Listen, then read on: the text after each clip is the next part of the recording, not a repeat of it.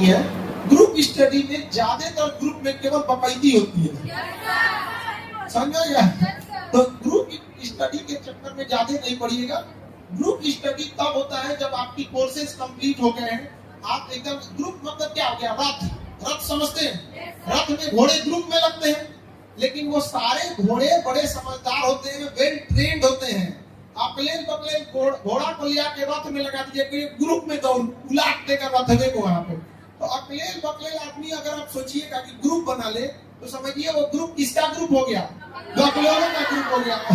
और आप लोग उसी ग्रुप के क्या हो जाएंगे, सदस्य। उसमें समझदार होना जरूरी है। बेटर है कि जिससे मेंटेलिटी मैच करती है, एक दो आदमी रहिए। और ग्रुप में पढ़ने का सबसे बड़ा फायदा यही होता है कि आप उस दौरान मोबाइल से दूर रहिएगा, बातचीत से बंद रहिएगा। हम लोग के टाइम पे कैसे पढ़ते थे लोग, तो भाई एक उधर अपना टेबल लेके पढ़ रहा है, एक आदमी एक टेबल होता है 100-150 रुपया मिलता है, बेड टेबल, कुर्सियां स्टडी टेबल बोलते हैं। उसी पे आदमी खाना खाता था, उसी पे लिखिए देता था, मिठाइयों देता था, सब एक्स्ट्रा कॉपी किताब उसी पे रख देता था। तो उसी से तो बस हम लोग के ग्रुप स्टडी का काम यही था कि डिस्टर्ब ना हो। वरना अगर अकेले पढ़िएगा तो कोनो मोबाइल चलाने लगेगा, कोनो बतियाने लगेगा, यहाँ पर कोनो फिल्म देख रहा है। पहले अब तो फिल्म, अब तो इंटरनेट पे आ गया ना, उस समय 10 रुपया में 3 फिल्म भरवा के लाएगा। सुनिए देखो कौन फिल्म में क्या है ऐसे। हाँ, और छोटा सा स्क्रीन होता था, इतना छोटा मोबाइल यहाँ पर, और उसमें बटन होता था इसमें। अब तो सब खत्म हो गया उस जमाने में, लेकिन एक दिन चार्ज किया तो 3 दिन चलता था। ये वाला तो आपका चल ही नहीं रहा है। तो ग्रुप का सबसे बड़ा फायदा यही है कि आप लोग डिस्ट्रैक्ट नहीं होइएगा, एक दूसरे को टोक दीजिए, ताकि टाइम का क्या कर सके, आप लोग यूटिलाइज कर सके। वरना टाइम चला जाएगा तो कोई फायदा नहीं होने वाला। कई बच्चों के साथ एक और प्रॉब्लम होता है, वो भाई बहुत बार खाली टाइम पे बैठ के अपने फैमिली इश्यूज के बारे में सोचने लगते हैं। कि मान के चलिए कभी मम्मी पापा में कुछ बात हो गया, पड़ोस वाले में कुछ हो गया, घर के लोग 4 बार कुछ बोल दिए कि इतना दिन से पढ़ रही हो अब तक रिजल्ट नहीं हुआ, या कई बच्चों की फाइनेंशियल स्थिति सही नहीं होती है, किसी के घर में पैसे का प्रॉब्लम है, किसी के घर में कोई बीमार है, तो बहुत ज्यादा उसी में सोचने लगते हैं। दुनिया का कोई काम सोचने से नहीं होता है, करना पड़ता है। उसका एक ही रास्ता है, सारा चीज छोड़कर पढ़ाई पे लगिए। जितना जल्दी सक्सेस होइएगा सारा काम हो जाएगा, नहीं तो सोचते सोचते दुनिया बीत जाएगी। आइडिया का कोई खास वैल्यू नहीं है, याद रखिएगा। आप उस आइडिया को जमीन पे धरातल पे इंप्लीमेंट कर पाते हैं या नहीं, इसका वैल्यू है। वरना आइडिया किसके पास नहीं है कि पढ़ाई करके रिजल्ट कैसे लिया जाता है। सब लोग देखिएगा यूपीएससी बीपीएससी या जेईई नीट वालों में तो फिक्स है कि भाई एनसीईआरटी याद कर लो, उसी से आगे करेंगे आप। भाई एनसीईआरटी कोई एक किताब है, वो तो 20-25 किताबों का एक मिश्रण है। अब उस यही बात हो गया, डिक्शनरी याद कर दो, टर्निंग सेंटेंस में दिक्कत नहीं होगा, सारा चीज वहीं से आ जाएगा। तो जरूरत सबसे जरूरी क्या चीज होती है, आप किसी आइडियाज को जमीन पर उतार पाते हैं कि नहीं उतार पाते। और इसी में 99% लोग क्या हो जाते हैं, फेल हो जाते हैं। सबके पास आइडिया है, लेकिन ये आइडिया भाड़ में जाए। आप स्टार्ट कीजिए, चाहे जैसे भी पढ़ना चालू कीजिए। अब कोई तो देखेंगे टेबल लगेगा, साफ सुथरा करेगा, आधा घंटा उसी में लगा देगा। यहाँ पे प्रेजेंटेशन देना है आपको।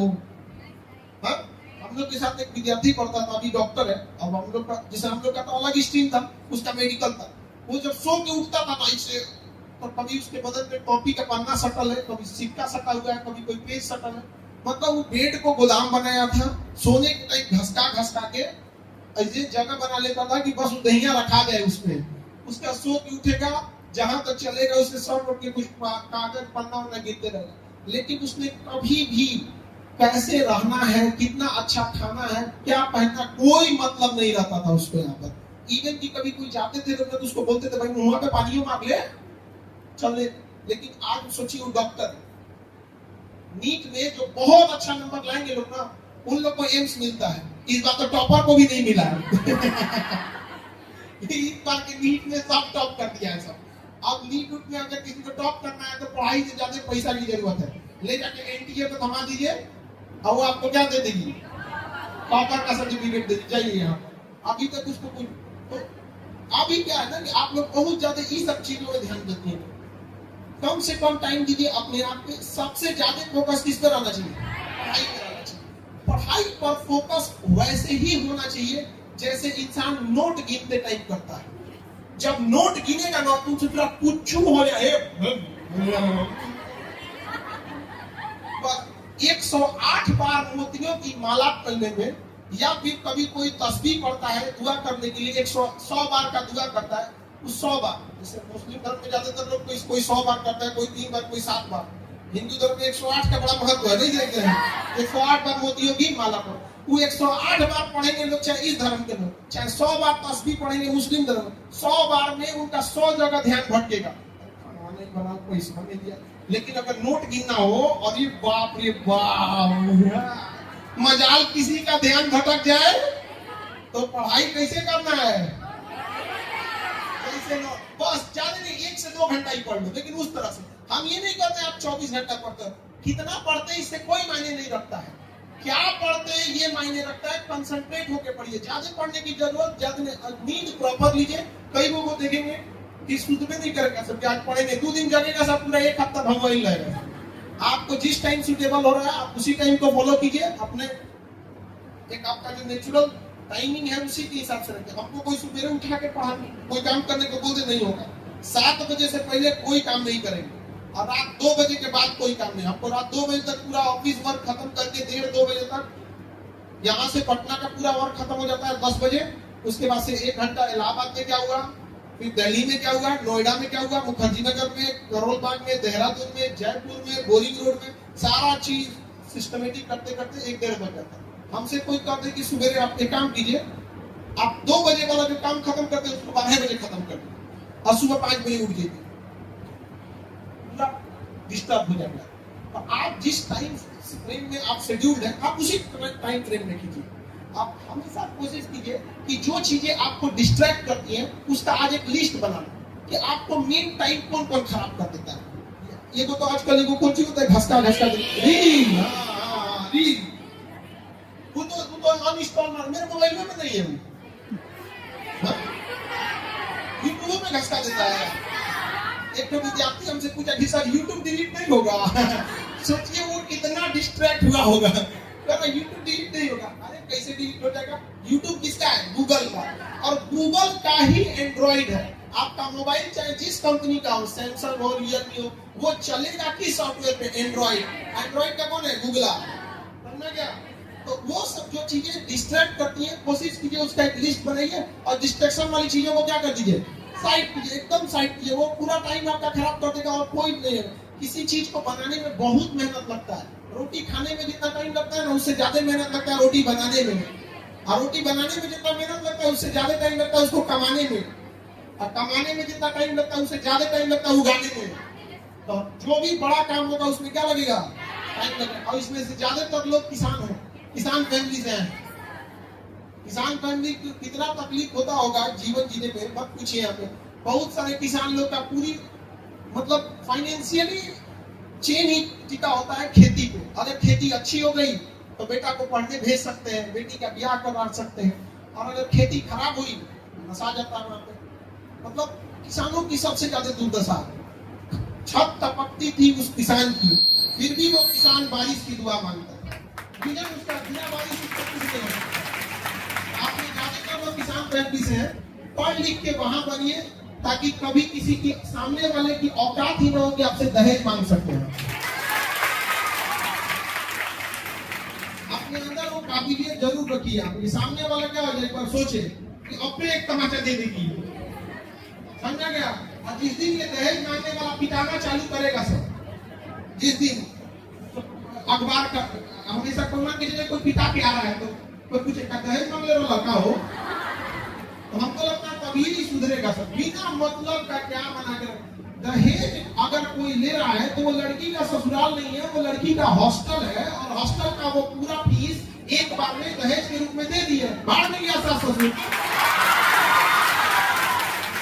हॉस्टल को हॉस्टल की तरह इज्जत दिया जाता है। क्या मतलब है, पेमेंट हो चुका है आपको, हो गया है, लेकिन फिर भी इज्जत दीजिएगा। क्योंकि क्या है कि अभी आप लोग ट्रांजिशन फेज में हैं, आभास दिला दीजिएगा कि देखिए हम आपका काम कर दे रहे हैं। ये इसलिए कर रहे हैं कि माँ बाप का संस्कार है और पढ़े लिखे हैं, इस वजह से हम उस पढ़े लिखे का इज्जत कर रहे हैं। इज्जत के लायक तो आप लोगों ने छोड़ा ही नहीं, पैसा देके यहाँ आए हैं, समझा ही नहीं गया हमें। लेकिन देखिए हमेशा इंसान को परिवार के साथ ही रहना है, परिवार से नहीं लड़ सकते हैं, समझ में, परिवार से कोई नहीं लड़ सकता। भगवान लंका जाके रावण को हरा दिए, लेकिन कहाँ हारे? जब वापस आए अपनों पास। इंसान को थक हार के लाख कमियां भुला के उस परिवार में रहना ही पड़ता है, लेकिन एक लिमिट से ज्यादा कभी कोई चीज बर्दाश्त नहीं करना चाहिए। समझा रहे कि नहीं आ रहा? और पढ़ लिख के रखिए, तभी जब आप कामयाब हो जाएंगे तो हर चीज आपका इसी पे डिपेंडेंट है। सोचिए अगर आप यहाँ से खाली हाथ लौटिएगा ना, तो माँ बाप आधा पैसा खर्च कर चुका है आपको, फिर क्या होगा? खुद से खुद जैसा मन वैसा से ब्याह शादी करा के भेज देंगे, सब कुछ आपके पसंद का दिलाया जाएगा, कपड़ा लत्ता गहना जेवर सब, और जिससे ब्याह होगा वही आपके पसंद का नहीं रहेगा। कितना खराब जीवन हो जाएगा यहाँ पर। बेटर होना चाहिए, हम सबसे यही दुआ करते हैं कि सब लोग जल्दी से जॉब लो और इतना बढ़िया घर द्वार मिले कि रोए से आंसू ना निकले। एकदम लोग कहे कि अरे ब्याह करो यो तो रेट मतलब इतना बेहतर घर मिले आप लोगों को कि आंसू ही ना निकले। वो होता क्या है, दुख का बढ़ जाता है जब देखते हैं कि बाप का घर बिक गया, खेत बिक गया, भाई के हिस्से का खेत बिक गया, तो आज मुझे सा मिला होता नहीं, चारों ओर से चौपट बन जाता है। तो बस यही दुआ है। लेकिन देखिए दुआ तभी काम आता है जब आप मेहनत करते रहिए। आप तो मेहनत करके जी जान लगा के जितना वेल सेटल होना है कि पापा के पास कभी पापा के ऊपर बोझ नहीं बनना है। समझा के नहीं जाएगा। और यहाँ से जब जाए आप लोग तो अपने पापा से अकेले में बैठ के, जब पापा से जब देखिए ठीक ठाक है खाली बैठे हैं तो अकेले में बैठ के पापा से जरूर कहिएगा कि पापा आप समाज से परिवार से लड़ के हमको पढ़ने भेजे हैं, वादा करते हैं आपका सर झुकने नहीं देंगे। याद रखिएगा आपका एक कदम 1000 लड़कियों को घर से निकलने से रोक देगा। पूरा गांव समाज डरेगा। यहाँ पे पुरुष प्रधान समाज है, यहाँ लड़कों की 100 गलतियां लोग माफ कर देते हैं, लेकिन लड़कियों की एक गलती लोग नहीं माफ करते हैं। 10 साल बाद तुरंत बात काट देते हैं। तो ऐसा कोई काम नहीं करेंगे हम लोग कि माँ बाप बचपन में अपनी यही सब खूब करते रहता था, तब तक वो आएगा तो बवाल होता था, खुद पे नाम लिख ले रहता था किसका किसका है ये क्या है। आप लोग क्या है आज कौन सा पेन चेंज करना था जो इतना पहले किया है।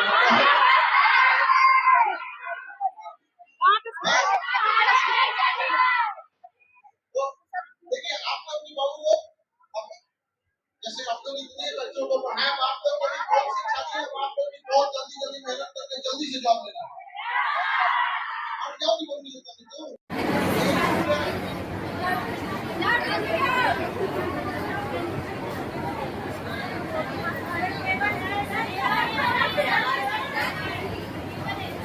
इधर आगे बोलो भाई, नहीं बैठिए, इधर ही बैठिए, अंदर में कोई दिक्कत नहीं, ठीक है।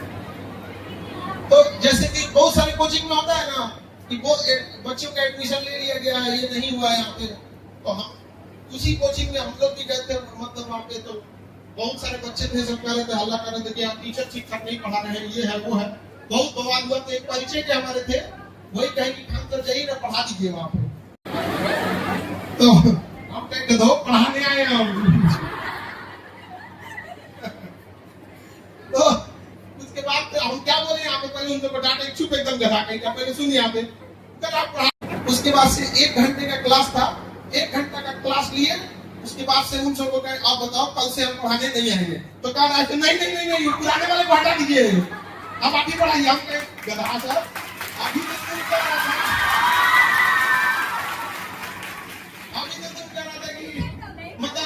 उधर नहीं यहाँ पे। तो हमारे और भी अभी वो मैथ की टीचर है, सरकारी नहीं है, वो बोले उनसे हम बताएं कि सर ऐसा बात है, विद्यार्थी सब तो नया विद्यार्थी से बड़ा बदमाशी करता है सब। तो फिर धीरे धीरे चीजें आप टाइम नहीं पा जाती है। वो 6 विद्यार्थी से अगले दिन 10 हुआ, 50 हुआ, 100 हुआ, और पता नहीं कैसे कैसे आज दुनिया का सबसे बड़ा एजुकेशनल सेंटर हो गया, पता ही नहीं चला। और बिहार की धरती में कुछ न कुछ है, चाहे महावीर स्वामी हो, चाहे महात्मा बुद्ध हो, चाहे महात्मा गांधी हो, चाहे यहाँ पे केजीएस हो। तो वहां से धीरे धीरे स्टार्ट यहाँ तक आगे पहुंचा। लेकिन हमेशा याद रखिएगा, अपने आप में कुछ जीवन का सिद्धांत बनाइएगा। यहाँ पर हम लोग भी जब पढ़ाने लगते थे तो चाहे उस टाइम से लेके आज भी हमेशा यही ध्यान रहता है कि चाहे कितना भी कमजोर विद्यार्थी हो, जब वो पढ़ने आए तो उसे किसी भी तरह कितना बकलोल रहेगा, समझने में कोई दिक्कत होता है? अब हम लोग बकलोल नहीं रहेंगे ना। जिनका कोर्स कंप्लीट होने वाला रहता है, अपने मन से एक बार अपने आप से पूछ के देखिएगा आप लोग कि जिस तरह से आप लोग यहाँ आई थी पढ़ने के लिए, जिस मेंटल लेवल में, और यहाँ जिनका 6 महीना साल भर का कोर्स कंप्लीट हो गया है, उन लोगों अपने आप में आप लोग को बहुत चेंजिंग दिखता होगा। चाहे वो पढ़ने के तरीका में हो, सोच में हो, थिंकिंग में, हर चीज में बहुत चेंजिंग आता होगा। और हमेशा कुछ चीजों को आप लोग भी इम्प्लीमेंट कीजिएगा। कभी भी जीवन में ईमानदारी से और डिसिप्लिन से काम कीजिएगा। आप कोई भी काम ईमानदारी से कीजिएगा। ईमानदारी मतलब आपको माँ बाप पढ़ने के लिए भेजे तो आपको ईमानदारी का मतलब क्या हुआ? पढ़ाई ईमानदारी से कीजिए। आप ज्यादा फोकस किस पे कीजिए? पढ़ाई पे। तो गधा सब यहाँ पर पढ़ने का टाइम टेबल बनाता है। अरे बैल, तुम आए हो पढ़ने और उसी का टाइम टेबल बनाना पड़ेगा। टाइम टेबल उसका बनाया जाता है जो चीजें दिमाग से उतर जाए, मतलब तुम्हारे दिमाग से पढ़ाई उतर जाता है। वाह! तो ये अनडिसिप्लिन नहीं होना चाहिए। दूसरी चीज है कि किसी भी चीज में आप लोग जब पढ़ने बैठते हैं ना, तो पढ़ने के दौरान ऐसा नहीं है कि जो चीज आपको अच्छा लगता है या जिसमें इंटरेस्ट है उसी को पढ़ते हैं। और ये जितने भी विद्यार्थी जिनका रिजल्ट नहीं होता है वो एक कुछ कॉमन मिस्टेक करते हैं। सपोज कीजिए उनका रीजनिंग अच्छा है, मैथ अच्छा है, जो सब्जेक्ट अच्छा रहेगा वो उसी को लगातार पढ़ते जाएंगे। ये आप तब कीजिए जब आपको टीचर बनना है तब, क्योंकि टीचर का क्या होना चाहिए, किसी एक चीज में स्पेसिफिकेशन होना चाहिए। अब जैसे मैथ हमसे भी पूछिएगा हम भी बता देंगे, बट मैथ के टीचर ज्यादा बेहतर बताएंगे। आप हमसे भी रीजनिंग पूछिएगा थोड़ा तो रीजनिंग हम भी बता देंगे, लेकिन जितना बेहतर रीजनिंग के टीचर बताएंगे वो। लेकिन मेरा क्या है, जीएस स्पेसिफिकेशन है। तो ये वाली गलती आप लोग नहीं कीजिएगा कि आपका स्पेसिफिकेशन जर्नलिज्म मतलब कॉमन सब में होना चाहिए। और रिजल्ट तभी होगा जब आपके कमजोर विषय अच्छे हैं। आपका मजबूत विषय और मजबूत हो जाएगा, इससे कभी रिजल्ट नहीं हो सकता। आपके खेत में सपोज कीजिए आप गेहूं बोइए, सारा गेहूं सूख जाए और एक तो गेहूं ताड़ के पेड़ इतना लंबा हो जाए तो क्या फायदा होने वाला है? आपको कोई फायदा नहीं होगा। उसी तरह से आपका एक सब्जेक्ट बहुत स्ट्रॉन्ग हो जाए और बाकी सब्जेक्ट चौपट हो जाए तो क्या आपका रिजल्ट होने वाला है? तो ये गलत फहमी में नहीं रहिएगा। समझ आ रहा है कि नहीं आ रहा? कॉमन मिस्टेक ये होता है, आपको अच्छा लगने से मतलब नहीं है। दूसरा, जो चैप्टर पढ़ लिए, उस चैप्टर को एग्जाम के हिसाब से रिलेट करके देखिए, क्या एग्जाम से उस चैप्टर से रिलेटेड क्वेश्चन बन रहे हैं या नहीं बन रहे हैं। अगर बन रहे हैं तो ठीक है, नहीं बन रहे हैं तो दोबारा पढ़िए, कुछ और भी फ्रेंड्स लीजिए वहां पे। आजकल तो गूगल का जमाना आ गया है। आजकल क्या आ गया? गूगल। हम लोग के टाइम पे ये सब कुछ नहीं होता था। अगर आप लोग को पढ़ाई करना है तो करिए, टीचर बताएंगे, नहीं तो खत्म कहानी हो जाता है ना। बुक्स अवेलेबल रहती थी और ना ही आजकल यूट्यूब और ये गूगल आ गया। आज तो आप जो चाहिएगा वहां मिल जाएगा कि नहीं मिल जाएगा? दुनिया का कुछ भी ढूंढना चाहते हैं तो वहां पे क्या हो जाएगा? मिल जाएगा। देखिए, आप लोग को जो दहेज है वो बहुत खराब चीज है, लेकिन आप कभी गौर किए उस दहेज को चुकाता है वो आपके भाई या आपके बाप? समझ आए कि नहीं? और कभी शिकायत तक नहीं करने जाते इस सब चीज होते हैं नहीं। तो क्या उनकी रिस्पॉन्सिबिलिटी बनती है कि नहीं बनती? कितना अच्छा लगेगा कि आप लोग जब जॉब लेके जाइएगा और अपने उस ऑफिस में अपने पिता को, माँ को अपने उस कुर्सी पे बैठाइएगा। यहाँ पर वो दिन के लिए मेहनत कीजिए। जब पढ़ाई का मन न करेगा तो याद रखिएगा, ये सपना जरूर रखना है कि अपने अधिकारी बन के अपने उस कुर्सी पे किसे बैठाना है? माँ बाप को बैठाना है। समझा कि नहीं? क्या भले माँ बाप आपको बचपन में महंगे खिलौने न दिलाए हो, लेकिन माँ बाप जो पसंद आ जाए वो खरीद देना है माँ बाप को। आपका बचपना गरीबी में बीता हो, लेकिन बाप माँ का बुढ़ापा कभी गरीबी में नहीं बीतना चाहिए। हमेशा इस चीज को जब भी पढ़ने का मन न करे तो याद रखिएगा, आपकी माँ के आंख में आपका सपना है, आपकी माँ इंतजार कर रही होगी यहाँ पर। भले आपने इसमें से बहुत सारे बच्चों का घर टपक रहा होगा, इस टाइम गांव का घर जो गांव का टपक रहा होगा, किसी के गांव के घर में पानी घुस गया होगा, लेकिन माँ बाप आधा पेट खा के आपको पैसा दिए होंगे कि मेरा बेटा बेटी वहां बढ़िया से पढ़ेगा, उसको कोई दिक्कत नहीं होगा। भले अपने ना खाए, लेकिन एक बार आपको पूछी होगी, अपना कम खा के आपको पैसा टाइम से भेज देती होगी कि बाबू को कहीं बोलने मम्मी को कोई दिक्कत ना हो, इसके बाद भी पूछती हो। अब इसके बावजूद अगर आप यहाँ अगर ऐसे कर माँ बाप का पैसा बर्बाद कीजिएगा तो याद रखिएगा, जो अपना नहीं हुआ ऊपर वाला भी उसका नहीं होता। यहाँ बच्चों के देखिए, कई बार गार्जियन, माँ बाप, शिक्षक आपको समझाते हैं, उसका कई बार बच्चों को बुरा लग जाता है। जैसे बोलते हैं कि इधर उधर मत घूमो, ज्यादा दोस्ती उस्ती मत बढ़ाओ, क्योंकि हम लोगों को समाज का असली चेहरा देख चुके हैं, समाज का तजुर्बा आपसे ज्यादा बेहतर है हम लोग के पास। इसीलिए डांटते हैं कि जिस नजरिए से आप समाज को देख रही हैं, समाज इतना भी अच्छा नहीं है। अपना समझ के ही कोई आपको बोलता है कि बाबू पढ़ाई कर लो, अच्छे से रहो, अच्छे से कपड़े पहनो, वरना अगर किसी को परवाह नहीं होता है ना, तो किसी को नहीं बोलने जा रहा है। इतना समाज नहीं है यहाँ पर। लेकिन आपको जो लगता है कि कोई आदमी आपसे बेहतर ढंग से बात कर रहा है, तो आपको लगता है कि वो भी बेहतर है। ऐसा नहीं है। आपसे कोई इज्जत से बात करेगा तो आप खुश हो जाएंगे। अब वही कोई लड़कों से अगर कोई बहुत इज्जत से बात करेगा तो डर जाएगा, ये भाई बड़ा आराम से बतियाया है, बड़ी इज्जत दिया है, क्या बात है। रीजन जानते हैं, आप जीवन में जितने लोगों से मिली होती है, उतने लोगों से लड़का सब धोखा खा के बैठा है सर। अब बड़ा मुश्किल है उस शख्स को गिराना जिसे ठोकरों ने चलना सिखाया है। तो जीवन में आप लोगों को ठोकर थोड़ा कम लगा होता है, क्योंकि बहुत सारे काम जो होते हैं ना, माँ बाप और भाई करके दे देते हैं। तो उनकी भी बातों को समझना है। और ठोकरों से अपने ठोकर लग लग के सीखिएगा तो पैर पूछा जाएगा। बेटर है दूसरों के ठोकरों से भी सीख ले। क्या जाता है यहाँ पे, कोई सामने वाला इंसान बोल रहा है तो सीख लेते हैं उससे। क्या पता कि बेहतर बोलता हो, 10 बात बोल रहा है, उसमें 2 तो अच्छा ही होगा यहाँ पर। और हमेशा एक चीज याद रखिएगा, दुनिया जिस हिसाब से दिख रही है उस हिसाब से नहीं है। इससे हमेशा ध्यान रखना है आप लोगों को। समझ रहा है कि नहीं रहा है? कितना भी, जब भी पढ़ाई से अगर आपका मन भागे तो इस पे जरूर ध्यान दीजिएगा। और माँ बाप हमेशा आपका भला चाहते हैं। अभी भले आप लोग को लगेगा जिस दिन आप कामयाब हो जाएंगे लोग ना, सारा सपना पूरा हो जाएगा।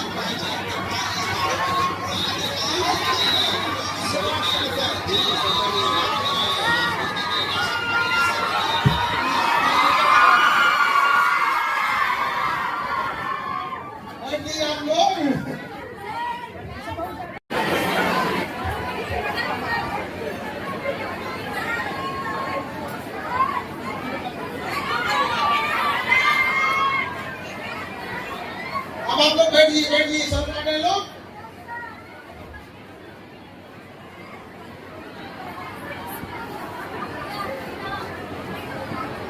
अब इन लोग से बेहतर कौन जानेगा? दिल्ली मुखर्जी नगर में ज्यादातर यहीं के बच्चे भरे हुए हैं। क्यों सर? तो ज्यादातर यहीं पे भरे हुए लोग। अब हम लोग स्टार्ट करते हैं। लोग पटना में भी अब क्या चीज शुरू हो जाएगा, यूपीएससी। और किसी को भी अब दिल्ली जाने की जरूरत नहीं पड़ेगी। जैसे यहीं से हर एक चीज का रिजल्ट होता है ना, एक समय था कि जब यहाँ पे यूपीएससी का पूरा बेहतर रिजल्ट होता था, लेकिन पता नहीं कि रिजल्ट क्या हो गया, गड़बड़ हो गया। अब एकदम से समझिए कि कमी हो गया, संख्या ही कम हो गई। लेकिन उस चीज को अब हम लोग को तोड़ देना है यहाँ पे। अब में देखा जाएगा, पहले जिंदा है लोग, इधर वाला मोक्ष प्राप्त किया जाए। माँ बाप समाज ये लोग इतना बोलते रहता है, बात बात में कि ऐसे होगा वैसे होगा, दुनिया भर का नसीहत देते रहते हैं। ऐसा लगता है जैसे आप लोगों को कुछ पता ही नहीं है। नहीं समझ आया? अरे यहाँ कोई विद्यार्थी 10-5 नंबर के आगे पीछे के होने की वजह से बेचारा फेल हो जाता है, और उसकी पूरी मेहनत को लोग लात मार के चले जाते हैं। 2-4 नंबर आगे पीछे अगर रहता ना तो फिर वो लोग भी दिखा देते लोग। तो बस वही 2-4 नंबर और आपको क्या करना है, मेहनत करके लेते आना है, टेंशन खत्म हो जाएगा। समझ रहा है कि नहीं आ रहा है?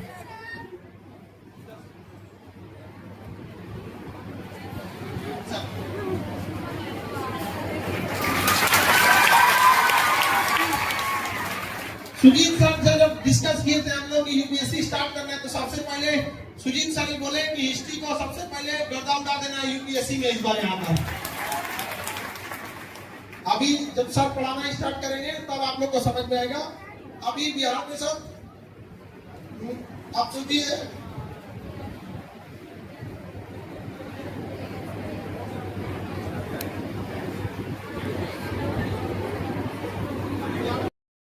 इतिहास में गर्दा उड़ाने के लिए मैं तो बस इतना ही कहूँगा आपको एक लाइन में, ठीक है, कि जब आप यूपीएससी एग्जाम के लिए जाएंगे और हिस्ट्री का पेपर जब आप वहां देखेंगे तो मैं उम्मीद करता हूं कि पेपर आपसे डरेगा, आप पेपर से नहीं डरेंगे। आसपास जो मेरे स्टूडेंट रह चुके हैं और मुझे लगता है 100 से ज्यादा बिहार पब्लिक सर्विस कमीशन से जुड़े हुए लोग होंगे, खासकर इसमें बहुत सारे डीवाईएसपी हैं और एसडीएम हैं, ठीक है, तो इस तरह के बहुत सारे पोस्ट पे लोग हैं यहाँ। बहुत लंबा अनुभव है मुझे पढ़ाने का, करीब करीब 20 साल हो गया, 18 साल से मैं पढ़ा रहा हूँ। देखिए कई बार क्या होता है कि हम ऑब्जेक्टिव को जब हम जाते हैं ना सब्जेक्टिव एग्जाम के लिए, हम जैसे आप यूपीएससी के एग्जाम के अभी हम लोग बात कर रहे थे कि कब्जा कर लिया हम लोगों ने। ऑब्जेक्टिव पहला स्टेज होता है और एंट्री पॉइंट होता है, और ऑब्वियस है जब एंट्री पॉइंट में हम अच्छा करेंगे तभी हमको मेंस देने का मौका मिलेगा, जब वहां रुक जाएंगे तो मेंस दे नहीं पाएंगे। अब जब मेंस की तैयारी थोड़ी डिफरेंट होती है, ठीक है, मेंस की तैयारी थोड़ी डिफरेंट होती है, चाहे वो बीपीएससी हो चाहे यूपीएससी हो, और दोनों के क्वेश्चन का एक बहुत अच्छा लेवल है। आप सब जितने भी लोग यहाँ बैठे हुए सबको आइडिया होगा कि प्रारंभिक परीक्षा के नंबर फाइनल सेलेक्शन में ऐड होते हैं क्या? बट मुख्य परीक्षा के ऐड होते हैं ना, इंटरव्यू के भी ऐड होते हैं, बट मुख्य परीक्षा और इंटरव्यू दोनों को मैच करेंगे आप तो आप देखेंगे मुख्य परीक्षा का वेटेज बहुत ज्यादा होता है, यानी आप बहुत अच्छे रैंक से क्वालिफाई करेंगे, इसमें बहुत बड़ी भूमिका होगी मुख्य परीक्षा की। मुख्य परीक्षा में क्या होता है कि आप से प्रश्न पूछे जाएंगे और आपको राइटिंग करनी सबको पता है, आप जितना मेहनत कर सकते हैं करेंगे आप, बट आप राइटिंग करके आएंगे तो उसी राइटिंग के बेसिस पे आपको नंबर मिलना है। मैं बार बार एक शब्द का प्रयोग करता हूँ यहाँ पे कि मुख्य परीक्षा का मतलब होता है अपनी हाथों से अपने मुकद्दर को लिखना, अपने हाथों से अपने मुकद्दर को लिखना। एक शिक्षक के रूप में हमारी भूमिका क्या होती है कि आप जब राइटिंग करें तो हम अपने अपने विषय में आपको इस तरह से तैयार रखें और इस लेवल पे आपको रेज करें। जैसे आज हमारा रीडिंग डे भी है, आज हमारा स्थापना दिवस भी है, वैसे ही मेंस में हम आपको इस तरह से रेज करें।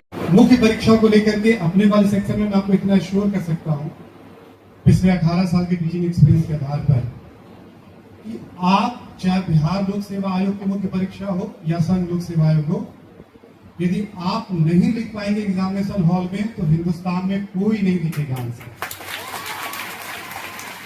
ये मेरा खर्च है पिछले 18 वर्षों का, और वाकई आप नहीं लिख पाएंगे तो शिक्षक को भी पसीना आ जाएगा एग्जामिनेशन हॉल में, बच्चों की बात छोड़ दीजिए आप। तो आपको उस लेवल पे मैं ले जाऊंगा मुख्य परीक्षा में, यहाँ एडवांटेज नहीं बनने वाला है। इंटरव्यू के बारे में आप सब जानते हैं, इतनी सारी बातें होती रहती है। इंटरव्यू पूरी तरह से आपके हाथ में नहीं होता है, वहां 4-5 अनुभवी लोग बैठे रहते हैं और बहुत सारा सिचुएशन पे डिपेंड करता है वहां जवाब देते हैं, बट मुख्य परीक्षा पूरी तरह से आपके हाथ में होता है।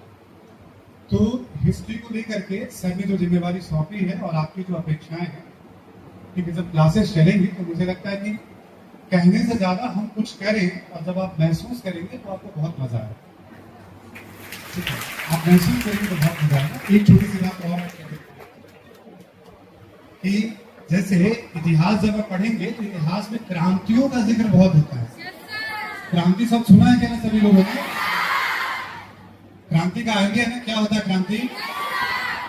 जब व्यवस्था पूरी तरह से बदल जाती है। फ्रांसीसी क्रांति सब सुना है क्या? फ्रांस में राजतंत्र था तो लोकतंत्र आ गया। अमेरिकी क्रांति सुना है? अमेरिका में औपनिवेशिक शासन था तो वहां पे गणतंत्रात्मक व्यवस्था स्थापित हो गई, पहला रिपब्लिक बना दुनिया का। रूसी क्रांति का नाम सुना है? वहां पर भी राजतंत्रात्मक व्यवस्था थी और वहां पर साम्यवादी व्यवस्था थी। ये सब ना राजनीतिक क्षेत्र में क्रांतियां हैं जो आमूल व्यापक बदलाव लेकर के क्रांति में एक यहाँ जो शिक्षा क्रांति हुई केवल पैसे वाले के लिए नहीं होगी।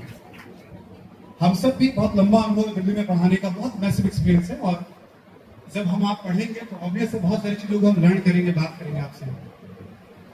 हम जब पढ़ाते थे और कोई बच्चे हमारे पास आ जाए बात करने के लिए, इस तरह में बहुत समस्या है, बहुत समस्या, तो हम और सर का सर से जब भी कुछ मैं पढ़ता रहा हूँ, सर के बारे में जानता रहा हूँ, मैंने देखा है कि पूरे अखंड भारत को शिक्षित करना है।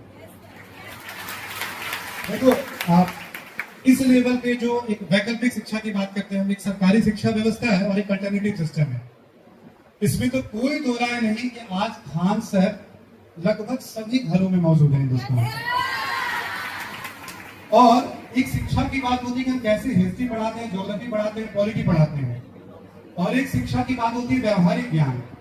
जब मेरी माँ प्रतिदिन 4-5 वीडियो खान सर का देखती है तो वो कल्पना के परे है, उस शिक्षा को हम क्या नाम दें? जब मेरी माँ खुद वीडियो देखते रहती है खान सर के, हम तो औपचारिक शिक्षा की बात करें कि हमने 40 लाख लोगों को दिया, हमने 4 करोड़ लोगों को दिया। और मेरे गांव में पास में मेरा घर पड़ता है यहीं पे, भाई देखा ये रहे वाला नहीं था, हमारा घर भोजपुरी क्षेत्र में पड़ी। लंबे समय से हम दिल्ली विश्वविद्यालय में चूंकि छात्र रहा नहीं, दिल्ली विश्वविद्यालय के ग्रेजुएशन पोस्ट ग्रेजुएशन सब हुए से हमारा टीम से।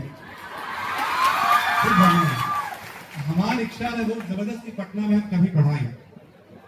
हम कोशिश भी कही थी, कैसे पहले भी कही थी, बट कभी मौका ना मिला हमारा के। संयोग कुछ ऐसा बैठा कि बाबूजी के इलाज के दौरान जब हम पटना आए थे हम, तो घरी सर के ही फोन आई हमारा घरी, मतलब कि सर आप पटना आए हैं तो ये अपना ही घर है, आपका घर है।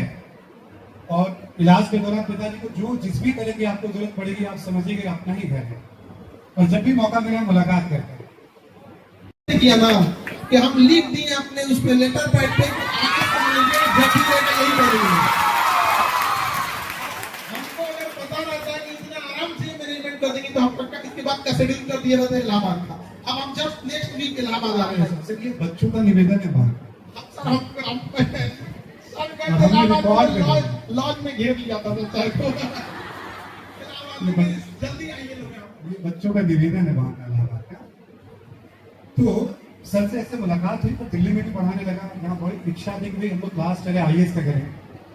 और आप पता ही है कि सर मतलब जैसे हवा पानी बता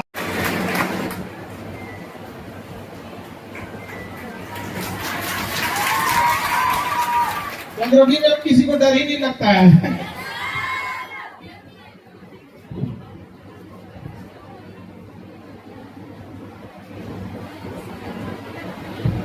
बहुत बहुत स्वागत है सर आपका। Thank you sir. कैसे हैं आप लोग? हम भी ठीक है, सब लोग आनंद है जीवन में, कोई समस्या नहीं है। ठीक है, तो बहुत ज्यादा बातें मैं नहीं करूंगा, ठीक है, हम लोग तो बातें करते ही रहते हैं।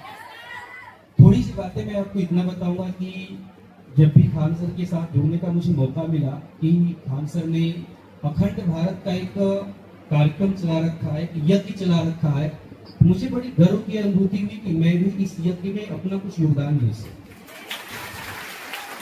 तो इसी योगदान के लिए मैं जुड़ा और देखा कि बिहार जो पटना का भी एक शिक्षा का केंद्र हुआ करता है। जब कहीं कुछ नहीं था तो यहाँ पे नालंदा यूनिवर्सिटी हुआ करती है, ठीक है, बुद्ध क्या कहते हैं यहीं से आए। तो ऐसी धरती पे काम करने का मौका अगर मिला तो छोड़ना इसे सबसे बड़ी बेवकूफी है, ठीक है। तो मैंने इस मौके को लगता और सोचा कि पटना की धरती पे आऊं और आप लोगों की यहाँ सेवा में जुड़ जाए, ठीक है। यही मेरा उद्देश्य होता है। बाकी क्लासेस में हम और आप मिलते रहते हैं, हमारा उद्देश्य यही रहता है कि आप लोग पढ़ें। जिस दिन आप इस क्लास में आते हो उस दिन से लेकर के लास्ट तक आप कभी देखिएगा आपके कैरेक्टर में जमीन आसमान का परिवर्तन हो जाएगा। याद कीजिए, पहले दिन जब आप क्लास में आते हैं तो कैसे होते हैं और जिस दिन आपकी क्लास खत्म होती है तो कैसे होते हैं, जमीन आसमान का कैरेक्टर में चेंजेस आ जाता है।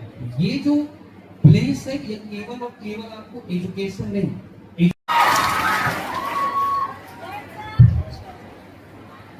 बहुत बहुत स्वागत है सर आपका।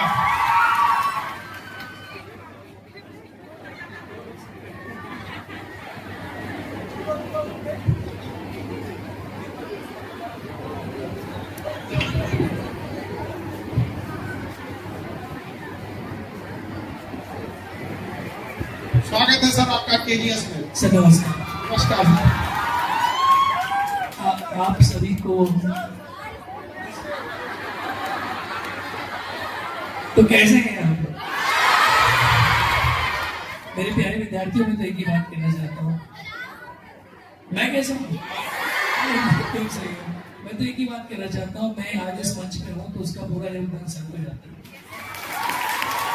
एक पूछ रहे लोग कि आप कैसे, शादीशुदा आदमी कैसा ही होता है?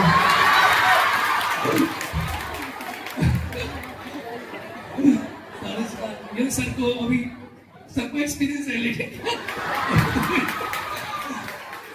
सर को, लेकिन सर क्या रहेगा, जो व्यवहार का एक्सपीरियंस है ना बहुत ज्यादा है। अच्छा नहीं ऐसा नहीं। आपको जा रहे हैं, आपको वहीं ले जाइएगा। ये अलग होना चाहिए, राजस्थान लेके ये कहते हैं यूपी ले जाएंगे, यहाँ से मथुरा जाएंगे सब, मथुरा नहीं, हम अगर मथुरा चले जाए राजस्थान, आप ये कह रहे हैं कि हम राजस्थान में देख के रखे हुए आपको राजस्थान में लेकर चले जाते हैं। हम यहीं पर सही है, एकदम परफेक्ट एकदम। ये भी बात। सर की शादी तो मेरी मैडम से बात करके हरियाणा से ही होगी।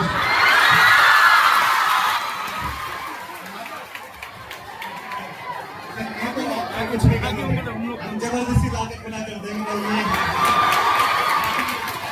वो तो हम ऐसे ही ठीक है सर, वरना हम इतना वर्किंग कहाँ कर पाएंगे? इतना संभालना बड़ा मुश्किल हो जाता है। बहुत मुश्किल है। तो मेरे प्यारे विद्यार्थियों, मैं यही कहना चाहता हूँ कि देखो, सर जो है, सर ने हमें इस मंच के साथ जोड़ा। सर इस मंच के शहंशाह है, बादशाह है, और मैं क्या ही कहूँ, सर के लिए एक बार जोरदार ताली बजाइए, क्योंकि मुझे जो पढ़ाने का मौका मिला है उसके पीछे सर का पूरा योगदान है। तो मैं तो बस अपना एक कार्य कर रहा हूँ, और आप जानते हैं पॉलिटी पढ़ाता हूँ, है ना?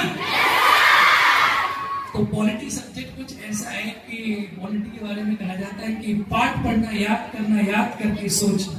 पाठ पढ़ना याद करना, याद करके सोचना, सोचकर लिखना, लिखकर फिर सोचना। आर्टिकल रोज रटता हूँ प्रभु, आर्टिकल रोज रटता हूँ प्रभु। रात को याद करता, सुबह मामला मिलता साफ है। तो पॉलिटिक्स सब्जेक्ट है, मैं आपको पढ़ाता हूँ, और उम्मीद है पूरी कि आप भी अच्छे से पढ़ेंगे, और ऐसे हमारा आपका साथ चलता रहेगा। आप सबको बहुत बहुत मामला अगर कुछ हो गया, सपोज कीजिए इनका कुछ बिगड़ गया, फिर हमको बोलेंगे, फिर हम इनसे पूछेंगे सॉल्व कैसे किए तुम? अगर उसी से मिलता जुलता इधर बवाल हुआ तो हम कहते देखिए ये वाला डिपार्टमेंट कैसे सॉल्व किया था, आप भी सॉल्व कीजिए। सबसे पहले पर सभी लोगों को केजीएस की वर्षगांठ की ढेरों शुभकामनाएं। और मैं सबसे पहले, क्योंकि आज केजीएस की एनिवर्सरी है, तो सबसे पहले मैं आपको ये कहना चाहूंगा कि केजीएस की विशेषता वास्तव में क्या है। केजीएस को सर ने एक महान उद्देश्य के साथ स्थापित किया है, और वो महान उद्देश्य अखंड भारत को शिक्षित करना है। लेकिन जब आप देखेंगे कि सर का आपके प्रति जो वास्तव में स्नेह है, प्रेम है, शिक्षा देने का जो उनका आपके प्रति एक योगदान है, वो तो वास्तव में है ही। लेकिन सर ने जो केजीएस में कार्य संस्कृति, हमारे अमित श्री सर, आपका बहुत बहुत स्वागत है। आपको राजस्थान छोड़ के बिहार में कैसा लग रहा है?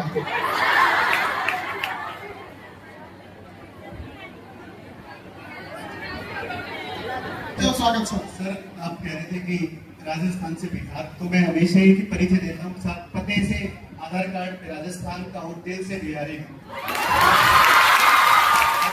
मन भी नहीं करता है वापस लौटने का। क्या हाल चाल बा? ठीक बा?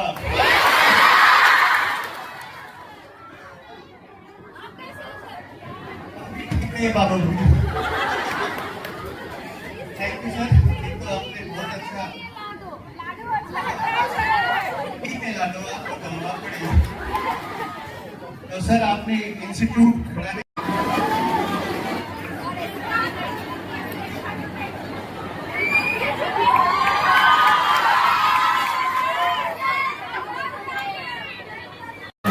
ये बहुत ही पावन अवसर है, और हम सभी ने मिल करके इसे बनाया है। और ये सबसे बड़ी बात है कि आपका जो समर्थन है और आपका जो आवाज नहीं आप जा रही है, तो आपका जो भरोसा और आपका समर्थन है हम सभी के लिए ये बहुत अतुलनीय है हमारे लिए। और हम सभी इस वर्षगांठ के अवसर पर, क्योंकि सबको आपने सुना, तो यही भरोसा है कि हम आपके साथ हमेशा बेहतरी करेंगे। कभी भी रवि सर ने कहा कि अदाकारी जैसा कुछ नहीं है, जो भी है वो ओपन हार्टेड है और बहुत ही शानदार आपके लिए है। बस आपसे भी हम यही उम्मीद करेंगे कि आप जो आपके पोषक हैं, आपके जो घर वाले हैं, उनसे आप निष्ठा बना के रखिए। तो उन्होंने कहा और क्या जानती हूँ, तो उसने कहा कि वो बहुत सरल भाषा में और सभी के लिए पढ़ाने के लिए माने जाते हैं। और फिर उसने लिखा कि वो केजीएस के फाउंडर हैं, जो गरीब और सामान्य बच्चों के लिए रामबाण का काम कर रहा है। तो यही को भी पता चल गया। AI बेटा यही का जवाब दे रहा था। तो अभी नया नया इंट्रोड्यूस हुआ है, तो मैंने कल उससे कई सवाल किए कि आप स्वागत सर, केजीएस परिवार में आपका स्वागत है सर।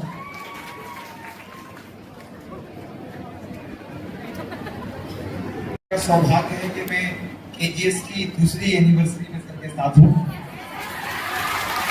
और सर हमेशा रहेंगे। अब आप लोग सब लोग यहाँ पे बच्चों के लिए आप लोग को सबको सर केजीएस को एक गरीब और मिडिल फैमिली के लिए केजीएस का रहना बहुत जरूरी है, वरना शिक्षक के रूप में व्यापारी लोग इसको बेच देंगे लोग एजुकेशन सिस्टम को। हाँ बिल्कुल सही कहा आपने। और जैसे कि जब मैंने वहां से शुरू करता हूँ कि केजीएस की जर्नी शुरू हुई, तो हाँ सर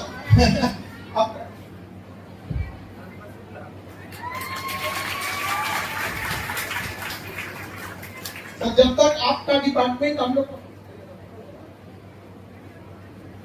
जब तक आपका डिपार्टमेंट इन लोग के घर ज्वाइनिंग लेटर नहीं लेके पहुंच जाता है ना, तब तक इन लोग की खुशी के ऊपर जो सस्पेंस के ऊपर एक जो पूर्ण विराम लगता है ना, वो नहीं लगता है। हम लोग तो इन लोग को पीटी मेंस इंटरव्यू जहां तक ढकेल के पहुंचा सकते थे पहुंचा देते हैं, लेकिन आपका डिपार्टमेंट बहुत अच्छे से सर करता है यहाँ पे इन लोग के लिए वर्क। और दुआ है कि आप सब इन सब के यहाँ ज्वाइनिंग लेटर आपका डिपार्टमेंट जल्दी से जल्दी पहुंचाया जाता है।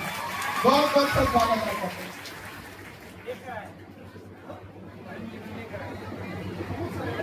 अभी सर ना ऐसा एक हॉल और ऊपर है, उसमें भी पूरे भरे हुए बच्चे। मैं तो पहले से कहा था कि आप ज्ञान भवन साल भर के लिए ले लीजिए। ये क्या टुकड़े टुकड़े में करना। बहुत बहुत धन्यवाद आपका, आप सबों का। हमारे खान सर को जिनके दीवार पर सरस्वती सवार है,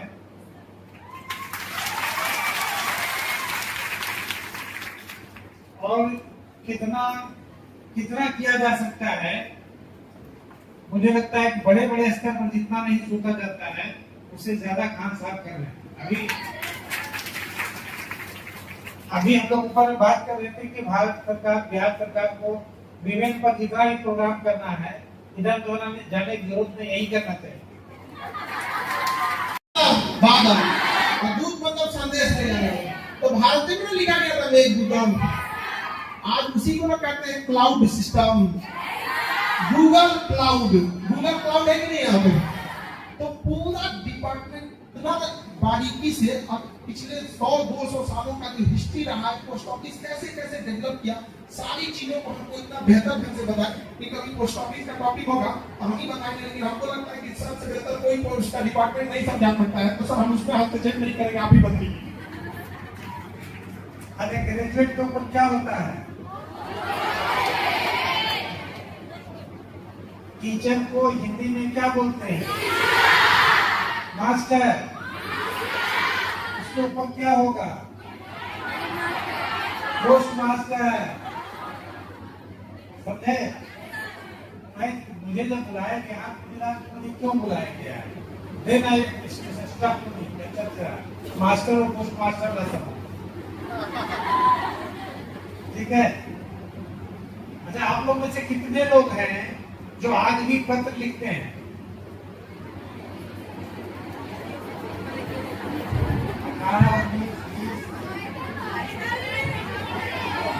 नहीं, 41, 48 बहुत कम लोग लिखते हैं, लेकिन लिखना चाहिए, जरूर लिखना चाहिए। पत्र क्यों लिखना चाहिए? मैं इसलिए नहीं बोल रहा हूँ कि डाकखाना से आया हूँ। डाकखाने के बारे में बहुत बड़ी बातें बताऊंगा जो आपके लिए बहुत उपयोगी है, बहुत ज्यादा। आप जिस चीज के लिए यहाँ बैठे हैं वो उसका भी सबसे ज्यादा स्कोप हमारे यहाँ ही है। अभी कुछ ही दिनों में हमारे यहाँ करीब 4000 की वैकेंसी आने वाली है, 4000 की। हमारे 6 लाख की एम्प्लॉय है पूरे देश में। रेलवे के बाद सबसे बड़ा एम्प्लॉयर है लोग हैं department of post. 6 lakh employ हैं और 5 लाख एजेंट्स हैं। 11 लाख लोग हमारे डायरेक्ट एम्प्लॉय 6 लाख लोग हैं, 5 लाख लोग एजेंट्स हैं। बहुत बड़ी संख्या है रोजगार के भी, जिसके लिए आप यहाँ सब आते हैं। तो बात करें कि पत्र लिखना क्यों चाहिए, तो बताएं कि पत्र क्यों लिखना चाहिए।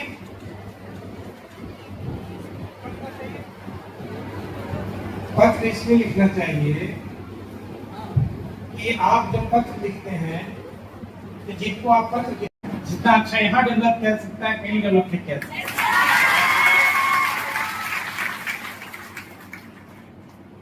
तो हमारे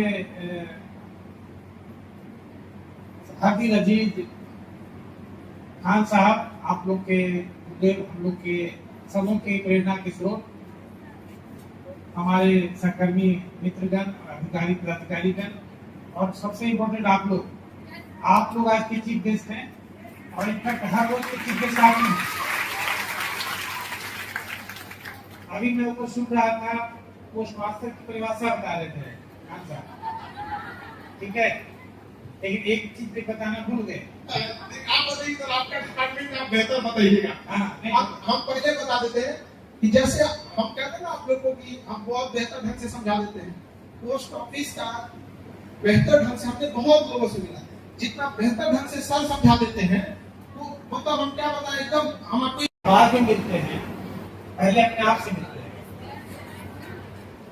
जब आप लिखते हैं तो पूरे मनोयोग से लिखते हैं, सब कुछ भूल करके लिखते हैं।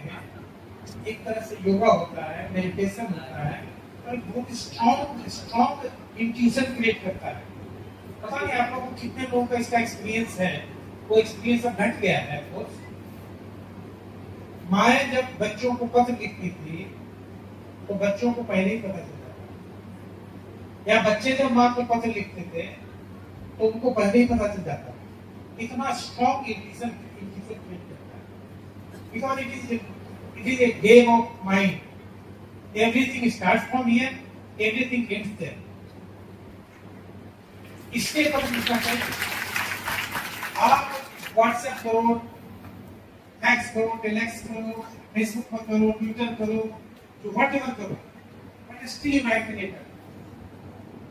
Must write a letter. अच्छा, आपको क्या लगता है टेक्नोलॉजी के चलते लेटर लोग लिखना बंद कर दिए? ये लगता होगा ना? So true. It is not true. देखो अभी नीदरलैंड में पर पर्सन पर ईयर लोग 1000 से 1200 पत्र लिखते हैं per day, per month, per year. 1000 से 1200 पत्र लिखते हैं। यूके में ये करीब 800 है। अमेरिका में करीब वही 700 750 है। They write very strong letter, but they write because अपने हाथ से जो काम आप करते हैं, आपको जो भी काम अपने हाथ से करते हैं उसमें एक अलग तरह की गुणवत्ता होती है। वो एक पैकेज है। जब आप एक पत्र लिखते हैं ना, उसके बाद पत्र नहीं लिखते हैं, आपकी हैंडराइटिंग जाती है, आपका पसीना जाता है, आप कभी इस पे ईद डाल देते हैं, कभी अक्षर डाल देते हैं, कभी थोड़ा प्रसाद डाल देते हैं, कभी 5, 10, 20 रुपए, 100 रुपए, 500 रुपए डाल देते हैं। This is full package. लेकिन आप व्हाट्सएप से ऐसा नहीं देख सकते। और सबसे इम्पोर्टेंट बात है, it's creates develops in you skill to write in a very brief manner which can express the best possible emotions.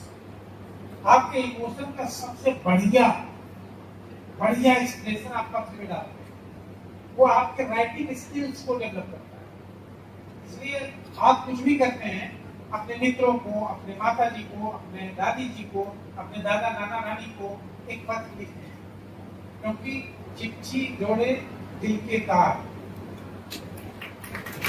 आप जितना ताली बजाएंगे उतना जल्दी मैं जाऊंगा, नहीं बजाएंगे मैं रुका लगूंगा।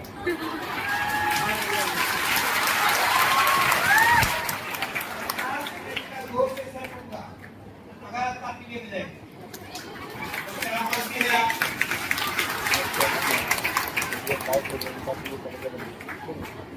ठीक है, it matures you when you write। उसी का एक छोटा सा पार्ट है। लेटर राइटिंग ज्यादा इंपॉर्टेंट इसलिए है कि उसमें आप अपने इमोशंस डालते हैं।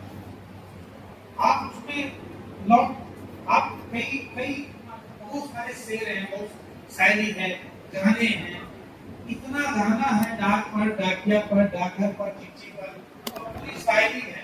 हमें बुरा लगता है किसी का खाली एक तरफ हम लोग होते थे, आप लोग एक तरफ आप लोग होते थे, या तो डाकिया होता था या दरोगा जी होते थे। क्या पहले शायरी में और गाने में यही तो लगाई कोई दिक्कत नाम पता गैस बनी थी मिस यूनिवर्स, बिहार से पहली बार बनी थी मिस यूनिवर्स। नाम पता नहीं है? क्या पढ़ते हो भाई, क्या देखते हो?